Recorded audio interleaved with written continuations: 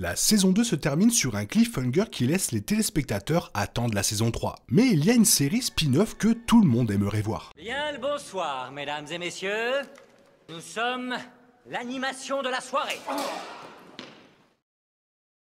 La deuxième saison de Squid Game suit 456 dans sa deuxième fois au jeu, avec lui prévoyant de faire tomber les leaders de l'intérieur. Il n'y parvient pas à la fin de la saison 2, mais la dernière saison s'avère presque aussi passionnante et déchirante que la première dans certains cas. Et bien que le final laisse la compétition inachevée, elle offre de nombreuses raisons d'être enthousiaste pour la saison 3. Mais tandis que la saison 2 met en place une troisième et dernière saison encore plus importante, elle constitue également un excellent argument pour une série spin-off. Il n'y a pas beaucoup de spin-off Squid Game qui fonctionneraient aussi bien que la série originale. Cependant, les nouveaux épisodes donnent l'assurance qu'une série centrée sur un personnage important serait géniale. Après avoir vu l'organisateur réaliser le twist joueur numéro 1 de la saison 2, je suis convaincu que nous avons besoin d'un préquel sur le méchant In-Oh.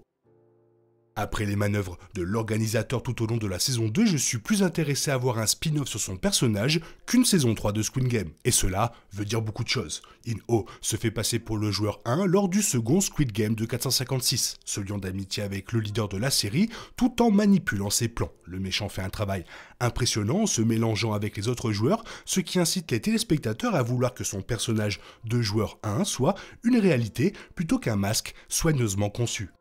La capacité d'In-Oh à faire une transition transparente entre l'organisateur froid et cruel et un joueur des jeux est effrayante. Elle met en évidence à quel point il est un grand méchant. Cela laisse également les téléspectateurs se demander à quoi ressemble la véritable personnalité d'In-Oh. Le chagrin de Jun-Ho à l'égard de son frère et la surprise face à son sort suggèrent qu'il y a plus à voir avec In-Oh que ce que nous voyons. S'il a clairement renoncé à ses valeurs morales pour diriger les jeux, il serait intéressant d'approfondir le personnage. Un préquel Squid Game permettrait cela et décrirait les circonstances qui l'ont amené à devenir l'organisateur. Alors que le parcours complet d'In-Oh pour devenir l'organisateur est un mystère, la saison 2 révèle des détails sur l'histoire du personnage qui contribue à son changement en méchant. L'épisode 2 de la saison 2 met en lumière les difficultés qui ont finalement conduit In-Oh dans les jeux, à savoir les problèmes de santé et la mort prématurée de sa femme. La conversation de Jun-Ho avec sa mère suggère que la femme d'In-Oh ne pouvait pas se permettre le traitement dont elle avait besoin, et In-Oh, se faisant passer pour le joueur 1, dit plus tard à 456 qu'il s'est endetté pour lui trouver un donneur d'organes. Il parle comme si elle était vivante, mais nous savons qu'elle ne l'est pas.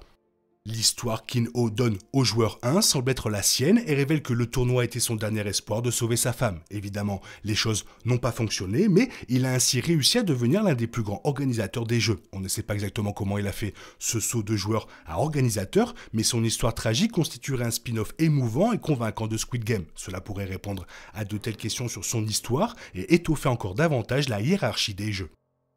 Bien que l'histoire d'In-Oh nous explique pourquoi il s'est impliqué dans le tournoi Squid Game, la progression de son voyage reste vraiment floue. De manière générale, de nombreuses questions subsistent sur la hiérarchie du tournoi Squid Game, et un préquel centré sur In-Oh pourrait y répondre. Un tel spin-off pourrait expliquer aux téléspectateurs comment on devient un organisateur. In-Oh a remporté le tournoi en tant que joueur, mais on ne sait pas exactement comment il a procédé pour revenir dans les jeux et gravir les échelons par la suite. Je suis curieux d'en savoir plus sur les mécanismes derrière les jeux eux-mêmes, et cela va au-delà de la façon dont In-Oh devient l'organisateur. Creuser son histoire pourrait également révéler les autres éléments majeurs des jeux, depuis les prélèvements d'organes jusqu'à l'implication des VIP. Les saisons 1 et 2 de Squid Game abordent suffisamment ces aspects de la compétition pour être satisfaisantes, mais elles ne dressent pas un tableau complet de la façon dont elle a été initialement mise en place. Il ne se penche pas non plus sur la façon dont les jeux peuvent continuer ou sur la façon dont les hauts gradés et les VIP s'y impliquent.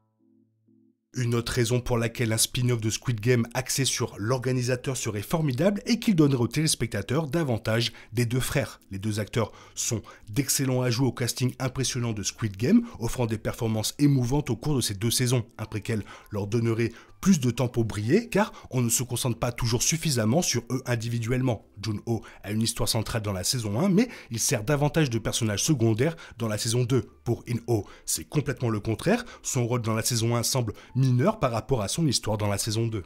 Un préquel pourrait placer les deux acteurs sous les feux de la rampe et donnerait à Jun-ho et In-ho plus de chances d'interagir ensemble à l'écran. Bien que leurs seules scènes partagées dans la saison 1 transmettent beaucoup de choses avec très peu, il serait bien d'avoir une image plus complète de leur relation en tant que demi-frères. Ils se réuniront sans aucun doute avant la fin de la saison 3, mais ce sera probablement en tant qu'ennemis. Un préquel pourrait ajouter des couches à la série originale en montrant à quoi ressemblait leur relation avant la disparition d'In-ho.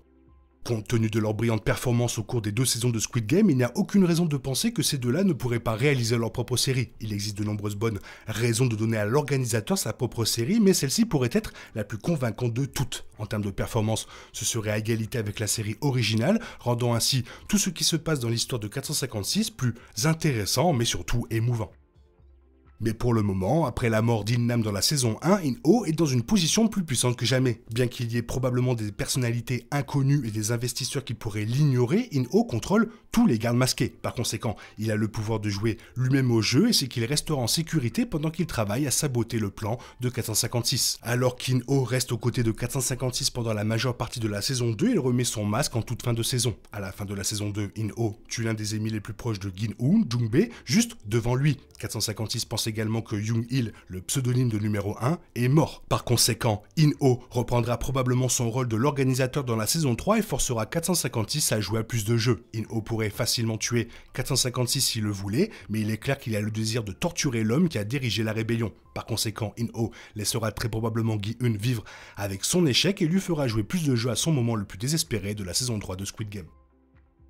La question de savoir, toi, qu'est-ce que tu en penses? Fais-le moi savoir dans la zone commentaire, sinon il est temps pour toi de reprendre le cours normal de ta vie. On se retrouve bientôt pour une nouvelle vidéo. Bisous, bisous, bye bye. Il est impossible de compter sur les autres de nos jours. On est obligé de tout faire soi-même. Je me trompe? Rien de grave, j'avais tout prévu. Où va le monde? Je vous le demande.